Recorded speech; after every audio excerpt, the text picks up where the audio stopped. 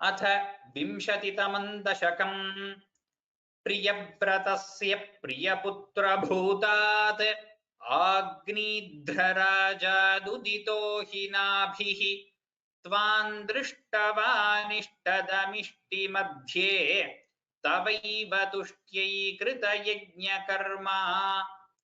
अभिष्टुतस्तत्र मुनीश्वरैस्त्वं राज्ञः स्वतुल्यं सुतमर्थ्यमानः स्वयं जनिष्येऽहमिति ब्रुवाणः तिरोदधा बर्हिषि विश्वमूर्ते नाभिप्रियायामथ मेरुदेव्यां त्वमंशतो भूर्ऋषभाभिधानः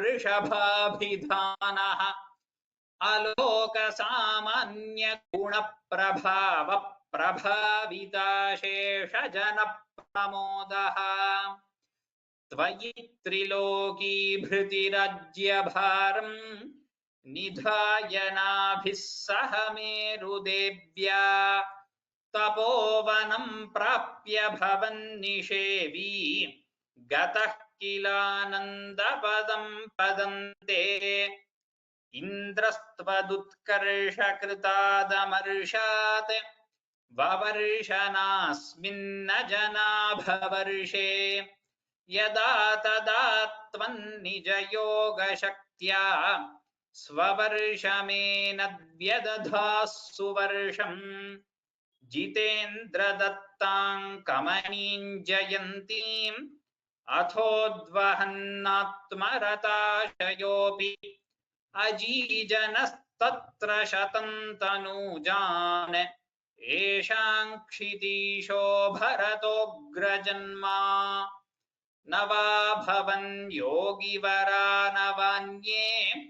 त्वपालयन् भारतवर्षखण्डान् सैकात्वशीतिस्तव शेषपुत्राः तपोबलाद् भूसुरभूयमीयुः उक्त्वा सुतेभ्योऽथ मुनीन्द्रमध्ये विरक्तिभक्त्यन्वितमुक्तिमार्गम् स्वयं गतः पारमहंस्यवृत्तिम्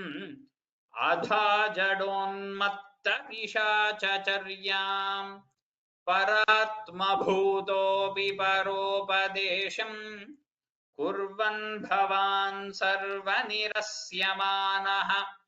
विकारहीनो विचचारकृत्स्नाम् महीमहीनात्मरसाभिलीनः शयुव्रतङ्गो मृगकाकचर्याम् चिरञ्चरन्नाप्यपरं स्वरूपम्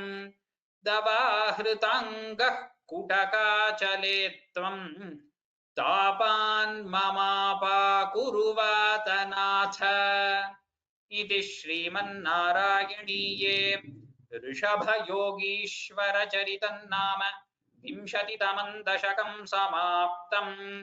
नारायणाखिलगुरो भगवन् नमस्ते।